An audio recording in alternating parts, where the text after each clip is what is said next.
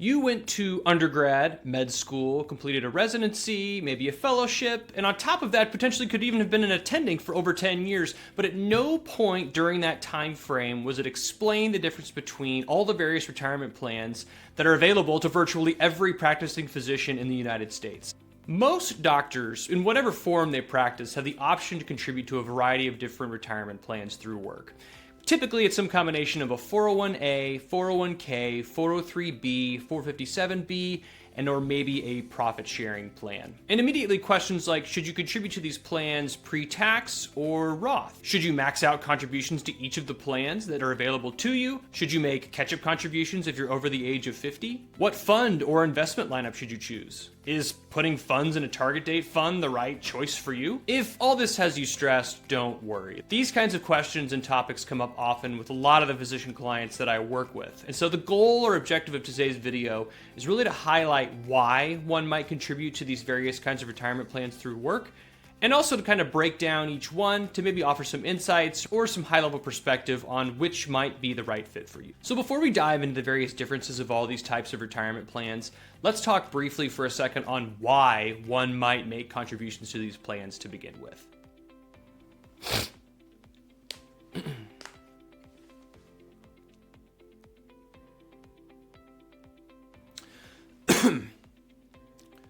The vast majority of physicians go to school and train for a really long period of time, making relatively little money, and suddenly are done with that training and are now in some of the highest tax brackets for anyone that's out there working. The trade-off, as you might imagine, of making a lot of money is that potentially you pay a lot of money in taxes. You are in a higher tax bracket as a result of that higher income. One of the big benefits of contributing to workplace retirement plans is that you have the ability to offset or reduce some of that taxable income in the years that you're making those contributions.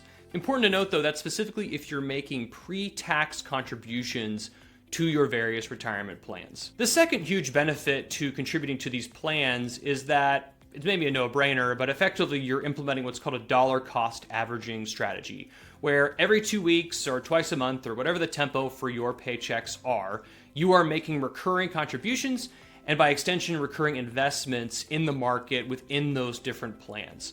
The key element of that being you want to make sure that whatever you are investing in is appropriate for what your financial goals and objectives might be. Someone who is approaching or nearing retirement in the next 5 or 10 years, maybe that approach to investing starts to skew more conservative to kind of reduce risk within the portfolio. You get the benefit of dollar cost averaging, which effectively has the value of compounding to grow the balance of your assets over time to eventually allow yourself to self-fund yourself without having to work, i.e. go into retirement or work optional or whatever the phrasing you might want to call it. So those are kind of the two big elements, tax savings and building wealth, very simply put for both plan options.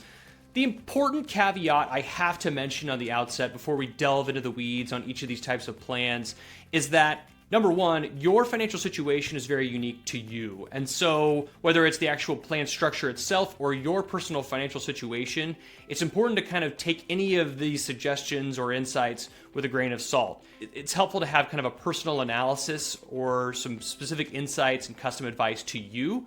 That's where the benefit of working with potentially an advisor or some sort of third party who can help you navigate some of those decisions can come into play. I mentioned this a second ago, but the added element that's important to remember for all of this is that each employer's plan structure, the plans that might be available to you, could be completely different from someone who maybe works at a different hospital or is in private practice or what have you.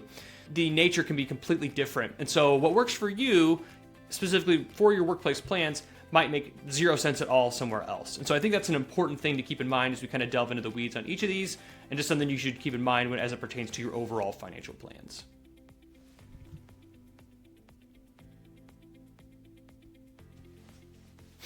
All right, all those disclaimers out of the way, let's dive into it. The first plan I often see is available to physicians are what are called 401a retirement plans.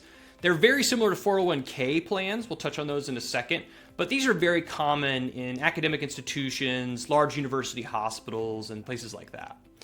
The common theme between these plans is that not only are you as the employee able to make contributions to the plan, but your employer often will make contributions to the plan as well. Typically, it's as some percentage of a match to your salary, Maybe it's an even match of 3% of whatever you put into the plan, so too will the employer put into the plan. Typically, we see those in 401as coming from your employer on top of any contributions that you as the employee are making. Huge benefit of the 401a is that the contribution limits that you are able to put into the plan are significantly higher than something like a Roth IRA or an IRA or even a health savings account like an HSA each year.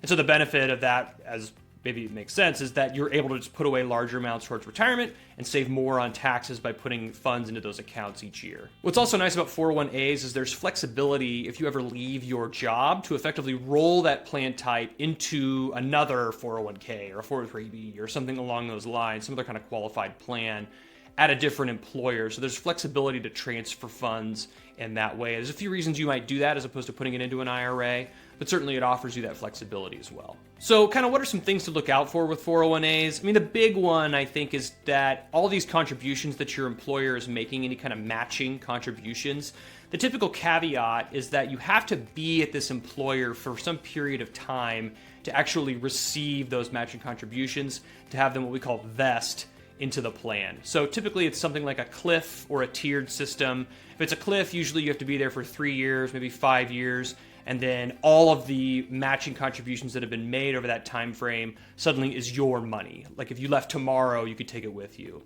The tiered structure is something where maybe after year 1, you get 20% of the contributions are vested. Year 2, 40%, year 3, 60%, so on and so forth. Effectively, as you might imagine, the goal here for the employer is to incentivize you to stay at that job. So very simply, that's the 401a, and I would say kind of its close cousin is what we call a 401k. These are super common plans, not just in medicine or healthcare in general. A lot of private employers will offer 401ks to their employees, again, for all the myriad of benefits we just described. So I guess you would say maybe it's more common to find these in for-profit organizations like for-profit hospitals or things like that, or private practices, but not always. I've seen them at universities as well. For whatever reason, it was just determined it was a good fit for the physicians working there, and so that's the plan structure they choose. Just like a 401a or many of the other plans we'll talk through, a 401k offers the ability to make pre-tax often, and very often Roth contributions, but for highly compensated physicians, that pre-tax contribution typically makes the most sense. Not always, but often. And on top of that, just like a 401a, 401k typically offers some amount of employer matching. That's going to vary drastically between employers, kind of what the structure of that is,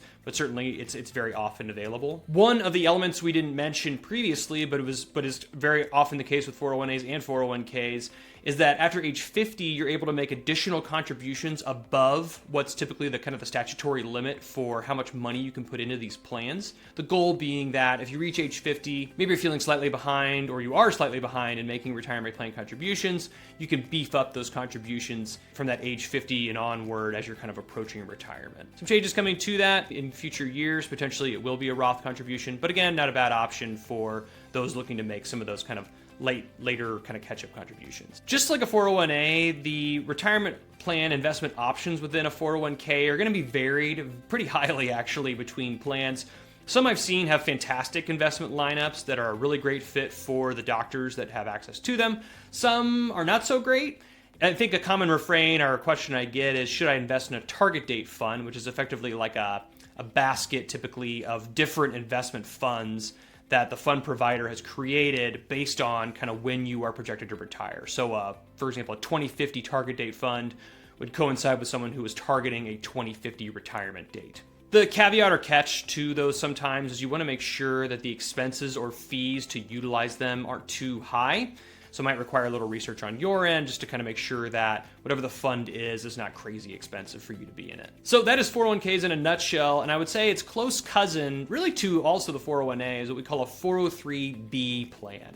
Again, these can have contributions made pre-tax or as Roth contributions, Roth being post-tax, if you will. Similar to a 401a or a 401k, 403bs allow potentially for employer matching contributions to be made to the plan, which is obviously great, kind of if that's extra money to you, the employee, received over that time frame. And just like a 401k, 403bs also offer catch-up contribution periods after age 50 to kind of make up for maybe a lack of retirement savings that you might have perceived or that some analysis might have shown. The unique kind of twist or element of a 403b, though, is that if you have been at the employer for longer than 15 years, you're actually able to make even larger catch-up contributions into the plan, which is pretty great. I mean, effectively the same kinds of things in allowing you to amass more wealth over that time frame, and really just rewarding you for having been at that employer for long periods of time. These kinds of plans are typically found at nonprofits or maybe educational or training hospitals, things like that. But they can be a really great option for those who are looking to build kind of a diversified portfolio of kind of tax-advantaged accounts on top of maybe other assets that they have outside of their workplace retirement plans. That's especially true if you plan to be at your employer for a really long period of time to benefit from those additional post-15 year of service catch-up contribution amounts. So that is 403bs in a nutshell. And again, 401as, 401ks, and 403bs share a lot of similarities between each other. 403bs kind of being the more unique of the three, probably. But it's very possible that you're able to contribute as the employee to any one of those. But based on whatever your plan structure might be, maybe there's slight differences in which ones you are able to contribute to as the employee versus which one the employer contributes to over however long you're working for that hospital or that institution. So our next plan type is what's called a 457b plan. These are a little bit different from the previous ones we discussed. They still allow for the same types of pre-tax or Roth contributions to the plan, which is a great added benefit. But the unique nature of a 457b is that it effectively enables you to contribute more money on top of the contribution limit amounts that you might have in 403bs, 401ks, or 401as, effectively allowing you to double how much you as the employee can put away into a qualified retirement plan through work. Importantly, 457bs come kind of in two types. There's what's called a governmental 457b, or like a public 457b, and then a private 457b. There's a few minor differences between the two, the biggest one being that a public sector 457b, the money that you are contributing is your money. It goes into an account for your benefit, for you specifically.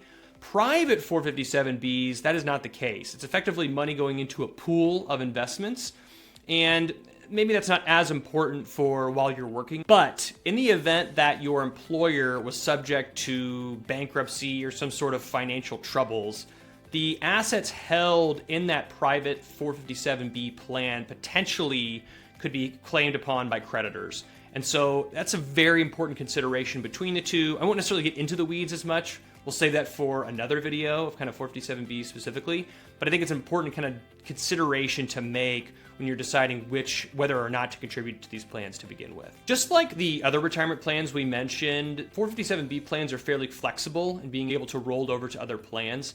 And the unique element of them, on top of some of the items we've listed, is that they offer more flexibility than maybe a 401k or a 401a or even an IRA on when you can pull funds out of the plan. A lot of those plans restrict you in, there's ways to work around it, but effectively 59.5 is kind of like the line in the sand of you can't pull funds out of a lot of those qualified plans without paying some sort of a penalty. There are ways around that, but the 457b plan offers more flexibility to potentially take earlier withdrawals out of the plan. If you retire early, for example, that offers you that flexibility to effectively create an income stream out of your 457b plan as opposed to paying some sort of penalty withdrawal from a 401k, for example. The added element of a 457b is that typically there's not going to be an employer contribution or employer match within these plans. I don't find that's often the end of the world for a lot of the physician clients I work with. They kind of view their 457b as kind of like their ancillary extra benefit. Typically, it's not uncommon for these plans to only be offered to physicians working at a hospital. So they might have some combination of a 401a, 403b, and a 457b available to them to contribute. And so because of that, they can put away very large sums of money each year into these qualified plans. That reduces their taxable income if those contributions are made pre-tax in those years. And so there's a huge benefit to be had in doing so. But overall, I think 457b plans offer a lot of unique considerations. They're by no means a silver bullet, but they can be a really nice complement to an overall financial plan if we determine it's a right fit for that individual to utilize. So last but certainly not least are profit sharing plans. And I guess I would probably say these are increasingly less common, just as statistically we see more and more physicians working at larger hospital systems as opposed to in private practice. It's not to say there aren't private practices, obviously there are. And I would say profit sharing plans are more common in those private practice settings where effectively the physician is wearing two hats as both business owner and obviously practicing physician. So a few other considerations to be made. Profit sharing plans often I see combined with typically a 401k. And the nice thing about that is that the physicians are able to maximize contributions to their 401ks. They also have typically some sort of matching contributions from the employer. They also happen to be some sort of equity stake or partner in that practice overall, so they kind of get a double dip there. And then they're also able to receive profit distributions from the business, from the practice into their profit sharing plan to kind of grow that over time. Those contributions are made pre-tax as well. So effectively, the doctor doesn't even receive them. They just go straight into their profit sharing plan. It's able to be then invested, grow over time, and basically serve as another qualified pre-tax account for them. So the overarching question is, which of this number soup of plans is right for me? And the answer, as maybe you are unsurprised to hear, is that it varies greatly based on not only the plan structures that are available to you as a practicing physician, but also what your kind of personal financial situation looks like. The answer to that can vary greatly. And so I think that's why it's so important to kind of take a more in-depth analysis or approach of having a financial plan constructed to determine what approach or what contribution amounts make the most sense for your specific financial situation, not necessarily something you Google in an article online. So what can you do out of the gate immediately? I think typically first and foremost is taking some time to review the physician benefits plan that you have available from whether it's your human resources group or your office manager or whoever that might be, to gain a good understanding of what plans do I have available, what are kind of the contribution options for each of those, and really what is kind of the fund lineup for each one, or what are the investment options that are available to me within each of those plans, to then build out an investment allocation within the plan that's a best complement to my financial goals and kind of my objectives over time. It's also really important to kind of think about your time frame. If you're retiring next year, certainly your decision making might be very different from someone who is retiring in 20 years. That is kind of a huge element or aspect I think that's important to kind of play out and think through and analyze. And then just as important, if not more important, is to think through what does your tax situation look like both today and into the future. If you're going to stay at a hospital for 5 years and then go work locum tenens for 20 years, maybe your tax bracket today is higher than likely it will be in the future. Maybe it's lower today than it will be in the future. And whatever those decisions or kind of those instances might be can heavily dictate which plans you want to make contributions to and what amounts, whether it's pre-tax, Roth, so on and so forth. So all this to say that maybe there's a little more analysis that sometimes goes into these kinds of plans, but if done correctly and set up to be both efficient and effective for your financial goals and objectives, it can be incredibly impactful for practicing physicians if done over long periods of time. So at the end of the day, retirement planning, financial planning, and deciding workplace benefits in general can be stressful. I totally understand that. I'm Scott Sturgeon, Senior Wealth Advisor at myriad Wealth Partners. We're a fiduciary fee-only financial planning and wealth management firm. We work primarily with physician households on navigating decisions just like this, determining which retirement plans to contribute to, how to be tax efficient today and into the future. But if you have questions or concerns, or if we can be of assistance, we have a newsletter you can subscribe to below, or you can also schedule a time for just an initial consultation to kind of discuss your financial situation and see if we might be of benefit to you. Thank you again for tuning in. As always, I'm Scott Sturgeon. Take care, and we'll talk to you soon.